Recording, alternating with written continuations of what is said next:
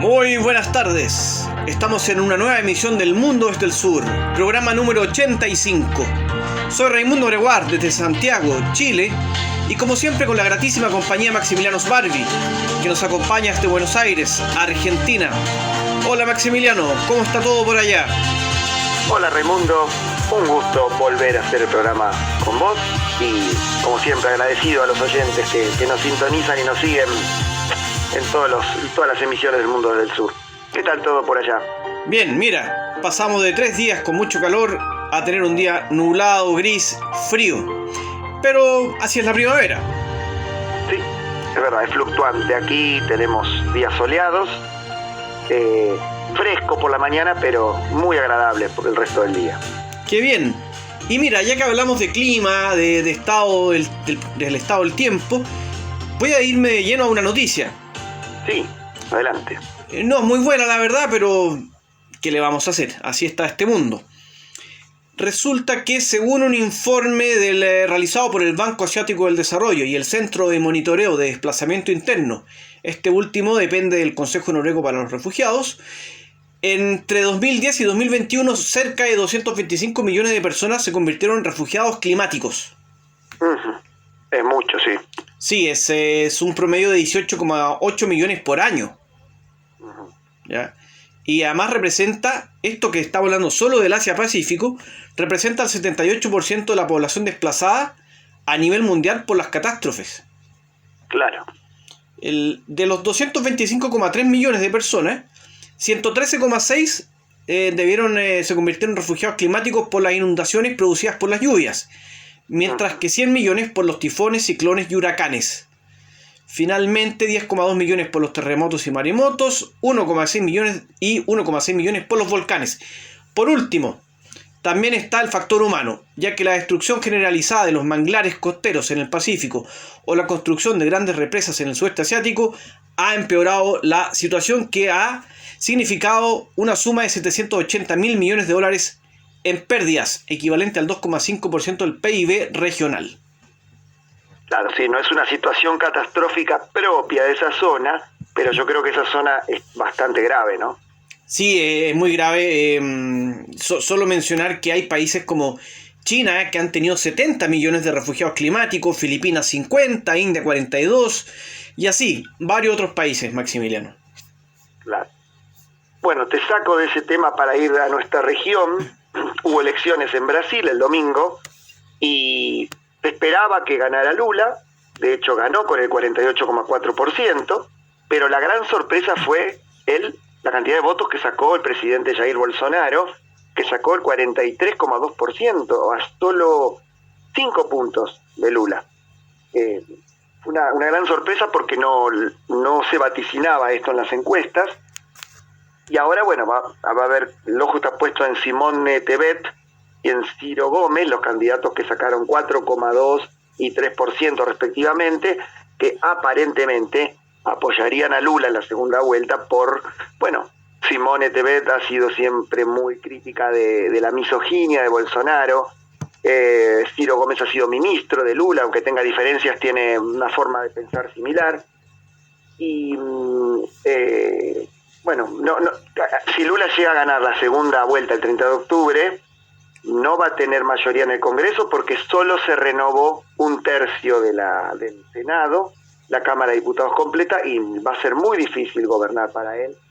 Así que, bueno, veremos qué sucede en estos días que quedan, estos 20 días que quedan, un poco más de 20 días para la segunda vuelta, que todo el mundo pronostica, todos los analistas, que la agresión verbal entre ambos candidatos y entre los militantes va a crecer en Brasil, en un país ya bastante convulsionado por la violencia política. Sí, veremos qué pasa con estos dos candidatos, que entre los dos suman el 9% por ahí, y con lo que tú mencionas del poder legislativo, porque tengo entendido que la derecha le fue bien, no tanto al partido de Bolsonaro, pero sí a la derecha. ¿Es efectivo? Claro, sí, es así. También hay diputados como el ex juez Sergio Moro, que fue el que encarceló a Lula, fue el más votado en el estado de Paraná, también de derecha, ex aliado de Bolsonaro.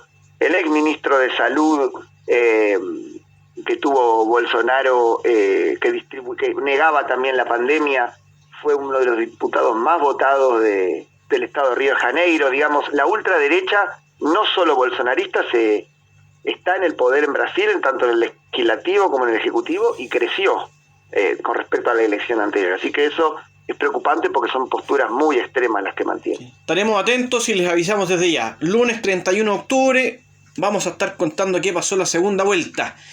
Seguro. Ahora yo voy a ir a otra parte. Voy a ir a Palestina. Resulta que se anunció que el paso Allenby, que es aquel que une a Cisjordania con Jordania, abrirá las 24 horas de los 7 días de la semana. O sea, va a estar permanentemente abierto.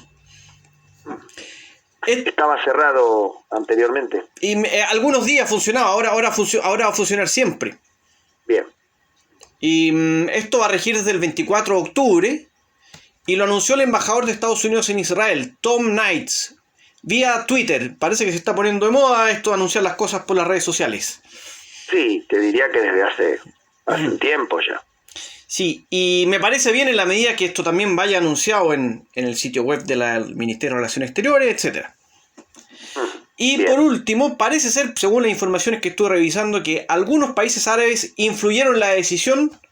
Así que espero que esto tenga algo que ver con lo que hemos hablado en otros programas, con el foro Negev, el acercamiento de Israel con países árabes, que haya una influencia por parte de los estados árabes para que haya una solución justa para Palestina en este conflicto.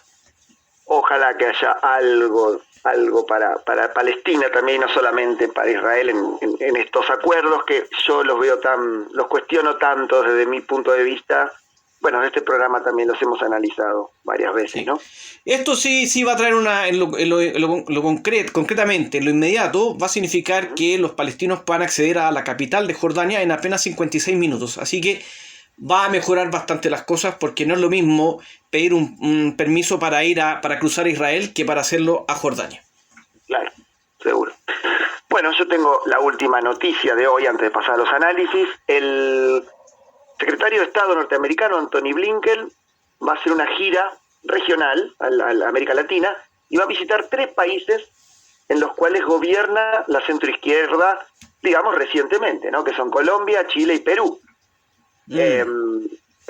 Siempre fueron países en los cuales ha gobernado la centroderecha en los últimos años. Entonces, esto es lo curioso, ¿no? En Colombia se va a reunir con el presidente Petro, va a apoyar la política de paz con las FARC disidentes y el ELN. Con Boric también va a apoyar la gobernanza democrática, el comercio bilateral, los derechos humanos, las energías renovables. Y en Perú, además de reunirse con el presidente Castillo, va a asistir a la asamblea de la OEA, que se va a realizar esta semana en Perú. Así que bueno, se acerca a los gobiernos de centroizquierda para no perder influencia el canciller norteamericano, ¿no? Sí, interesante esto, a ver qué va a hacer Estados Unidos. Como tú dices, claro, hay un temor por el avance de la izquierda y la centroizquierda. En el caso de Chile solo voy a hacer un pequeño comentario. Me parece que era un gobierno de izquierda que por las circunstancias se está viendo obligado a acercarse a la centroizquierda. Pero eso da para analizarlo en otro programa. Seguro. Bien. Si te parece, ahora después de la pausa empezamos con el primer análisis. Sí, con esto estaríamos terminando la primera parte, así que los invitamos a que sigan con nosotros porque haremos una pausa y después de ella estaremos volviendo con los temas de análisis. ¿Querés adelantarnos tu tema? Vamos a hablar sobre lo que ocurrió el fin de semana en Burkina Faso. Bien, muy convulsionado y muy interesante este tema. Yo les sugiero que se queden porque va a dar cátedra Raimundo con este tema. Vamos a tratar de ser lo más breve posible. Pero vamos a ir al hueso, como se dice. Bien, después de la pausa. Así es.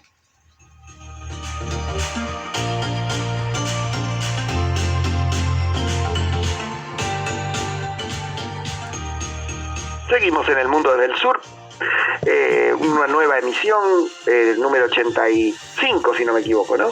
Exactamente, estamos en la número 85. Bien, y Raimundo nos va a hablar de lo que está pasando en este país africano, Burkina Faso, que aparentemente, si no me equivoco, no quiero meterme en su tema, hubo un golpe de Estado, pero ya había habido otro golpe de Estado hace unos meses, ¿no? Así es. Recordemos que a fines de enero de este año hubo un golpe de Estado en el cual sacaron del poder a Roch Kaboré, que era el legítimo presidente en ejercicio, fue elegido democráticamente. Sí. Y resulta que el 30 de septiembre, el viernes recién, hace unos días, perdón, ocurrió un segundo golpe de Estado. Es el segundo en apenas 8 meses. Sí. Y salió del poder el coronel Paul-Henri Sandaogo Damiba, que además de ser militar y liderar la cúpula golpista, tenía el cargo de presidente de transición. Claro. Ahora con este golpe la transición ya queda aplazada o han puesto un plazo. Bueno, eso es lo interesante y lo vamos a ver acá, pero antes de eso voy a dar algunas informaciones. Los nuevos golpistas, cuyo líder es el capitán Ibrahim Traoré, anunciaron algunas medidas, como por ejemplo, no son ninguna novedad, suelen anunciar lo mismo siempre: la suspensión de la Constitución, la suspensión de la hoja de ruta de la transición, la disolución del gobierno, la disolución de la Asamblea Legislativa de la transición, el establecimiento de un toque de queda, cierre de fronteras, etc. Lo clásico. Eso sí, también dijeron que van a convocar a nuevas fuerzas para que escriban una nueva carta, ¿ya? Una nueva hoja de ruta de transición, y luego este Congreso especial va a designar a un presidente que podrá ser civil o militar. Damiba, el coronel que fue sacado del poder, puso algunas condiciones para entregarlo, el poder.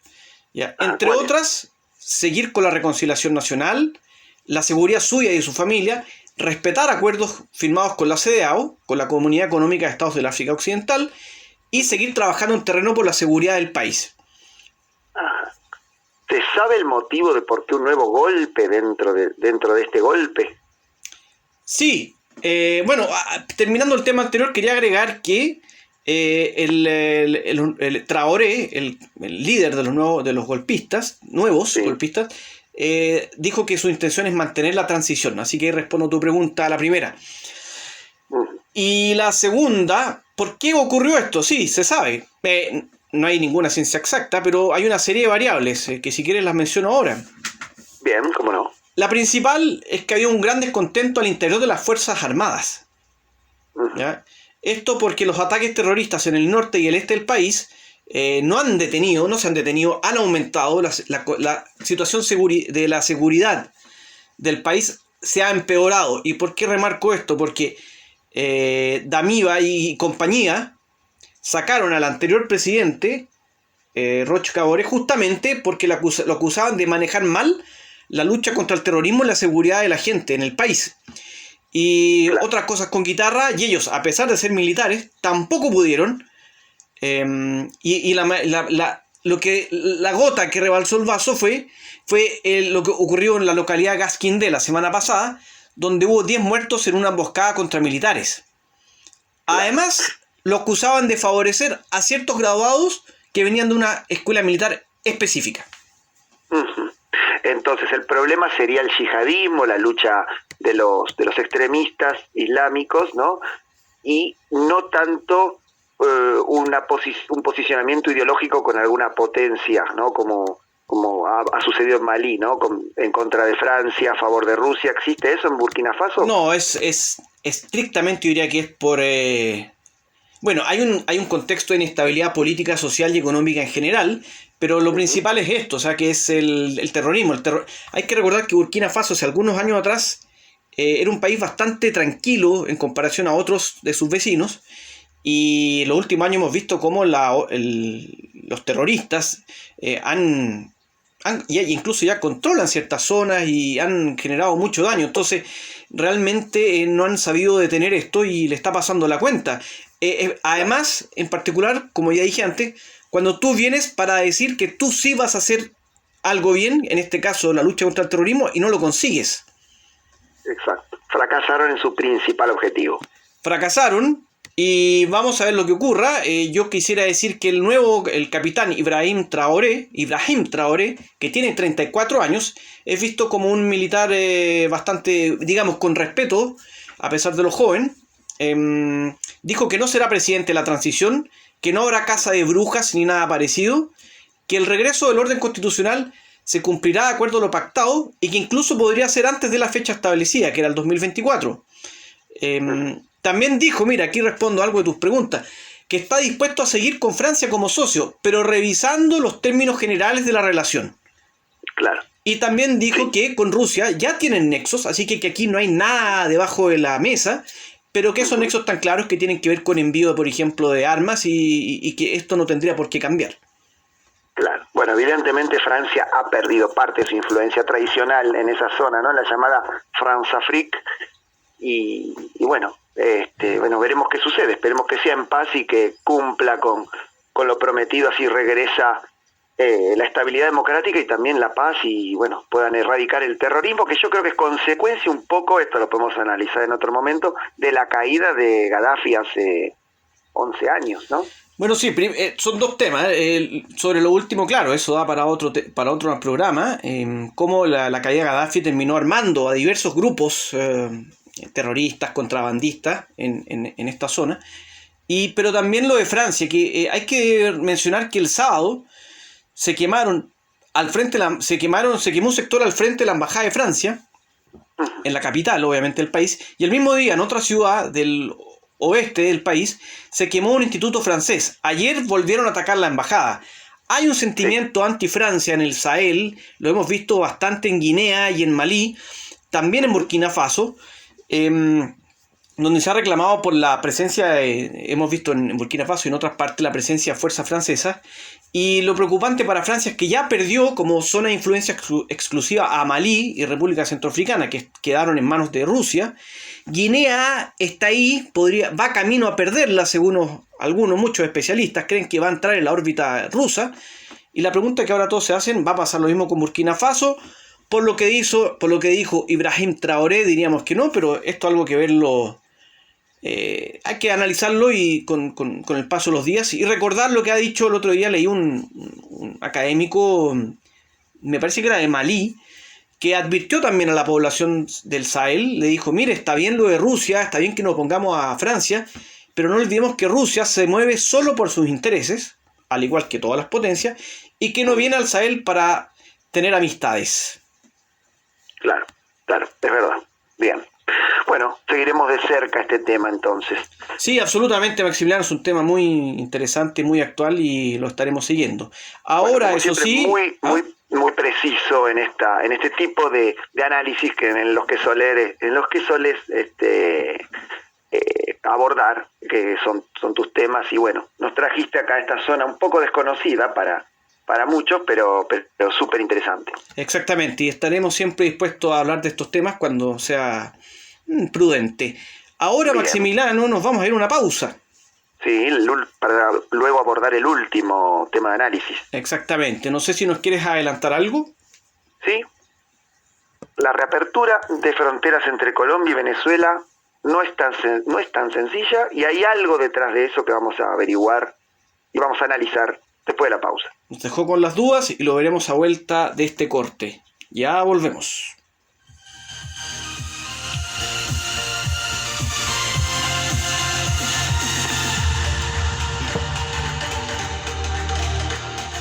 Estamos de regreso ya con el tercer y último bloque.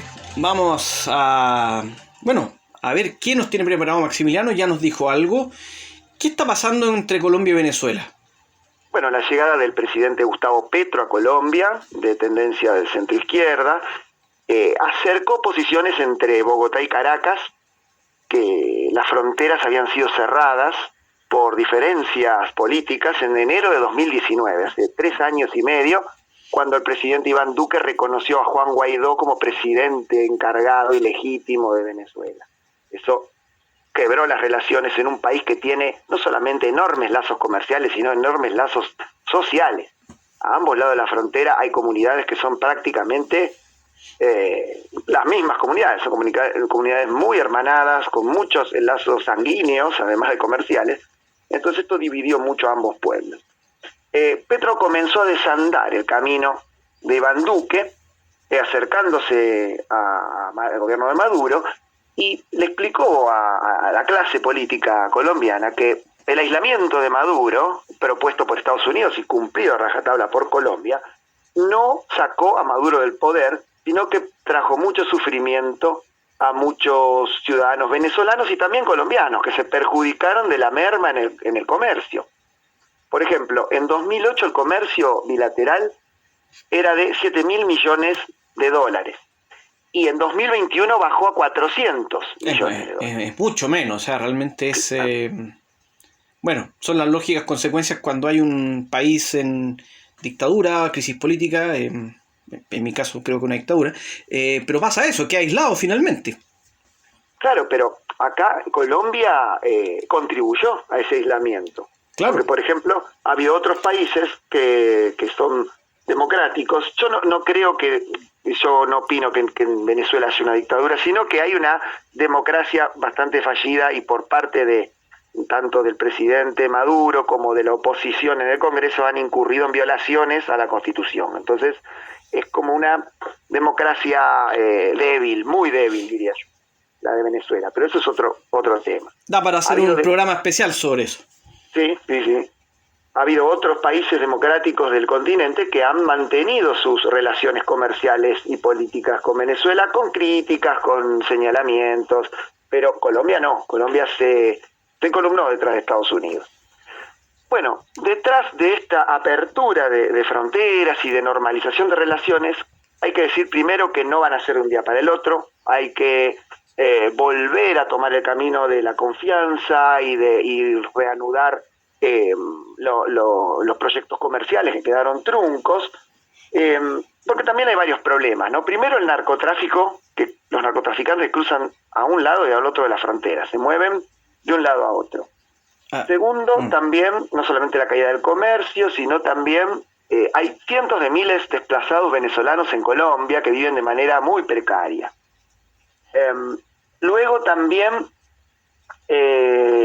existe, ante estos problemas, Gustavo Petro lo nombró a Maduro, presidente Maduro, como facilitador de los diálogos de paz de La Habana entre el gobierno de Colombia y la guerrilla del ELN, que es la última guerrilla que falta firmar un acuerdo de paz. Y Maximiliano, perdón, yo me imagino que también afectará, quizás no en un número tan grande, pero me imagino que en estas fronteras que suelen ser a veces medias débiles por la situación de los países, tiene que haber también un contrabando importante. Por supuesto, claro que lo hay. Sí, claro. Y también grupos armados que se mueven de un lado al otro. Por ejemplo, las FARC disidentes, los que no llegaron a acogerse a los tratados de paz,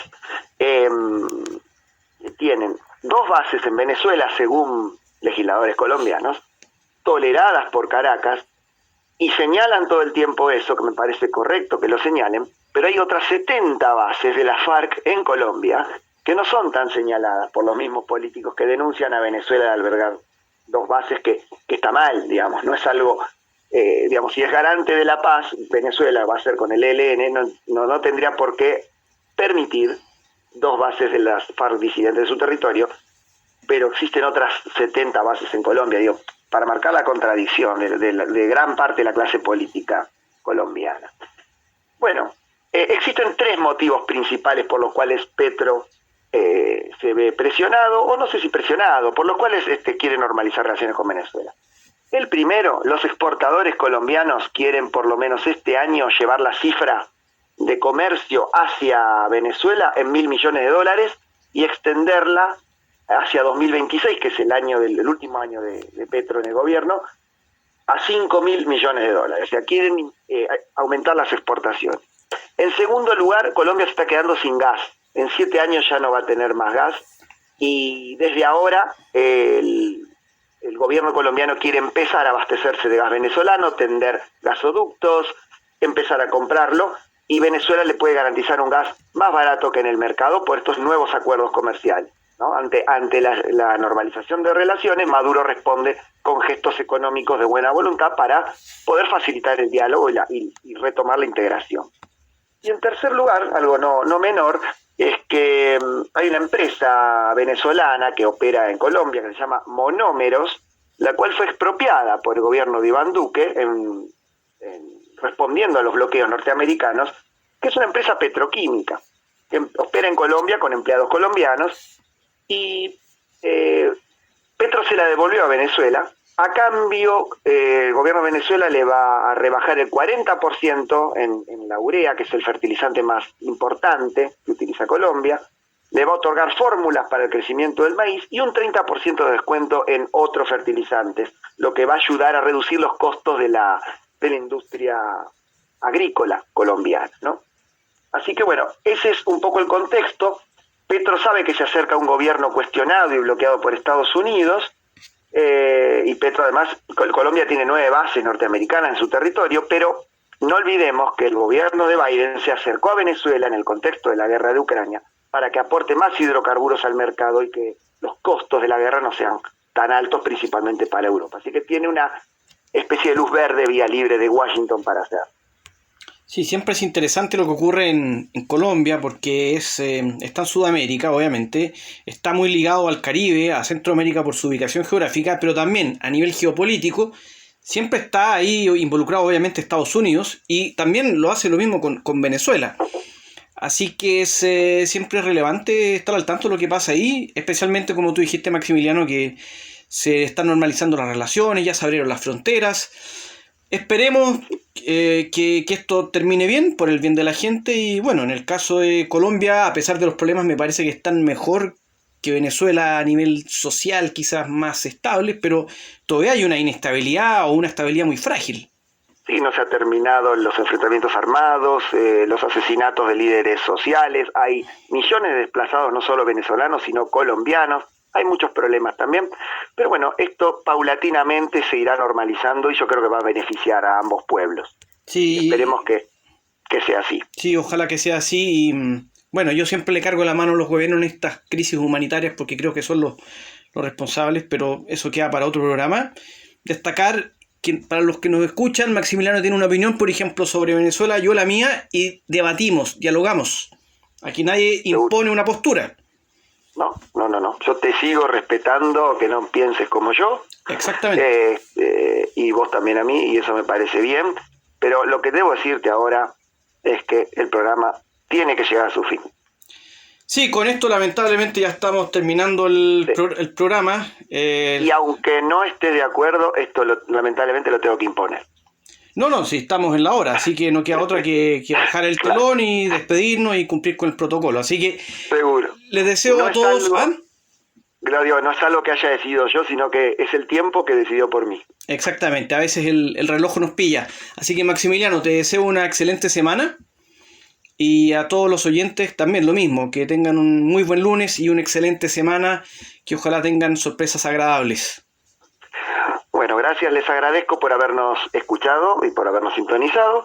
Y nos encontramos en el próximo programa, el jueves, en el número 86. Así es, será este jueves. Seguimos acercándonos al programa número 100 y que todos estén muy bien. Hasta la próxima.